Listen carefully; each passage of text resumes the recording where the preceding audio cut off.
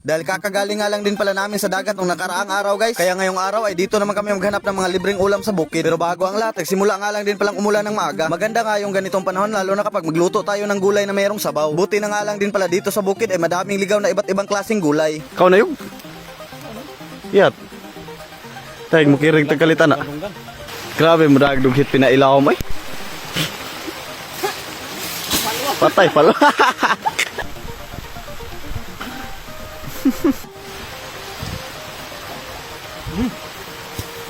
May nanduha ka buklubay para kusugin sirit.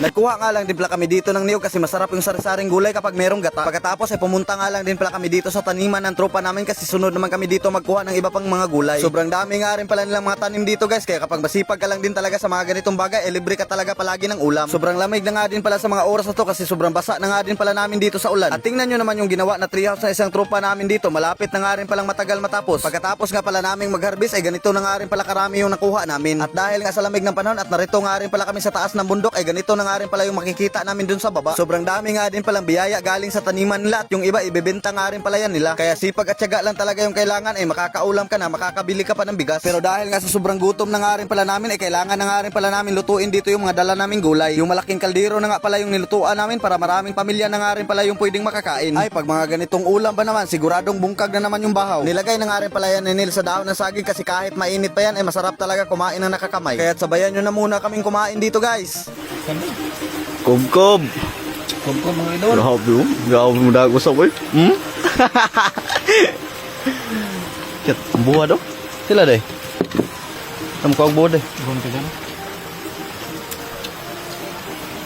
Ano yun? Kapag silin luto eh.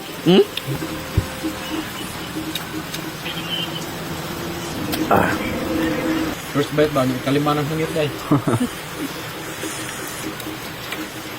Hindi buwan. Lamia kayo eh. Worth it no? Hindi ako magsuot-suot ganyan ba?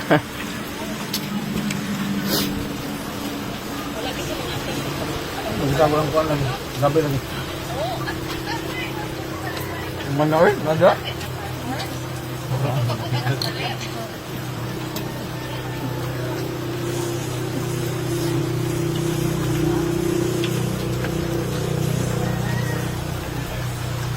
Makita mo sa bayan ng pangkato.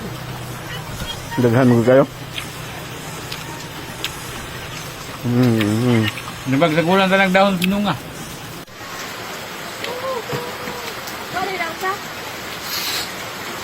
Kaya hanggang dito na nga lang din pala muna yung video natin ngayong araw guys. Kaya kung nakaabot kayo sa video na to, maraming salamat palagi sa panonood nyo. At sa mga gusto nga pala ng bagong libangan dyan, meron nga pala tayo ditong bagong Yaman Plus. Libangan lang to guys, wag nyo lang gawin itong kabuhayan. Kaya kung gusto nyo dito maglibang, nasa comment section nga lang din pala yung link.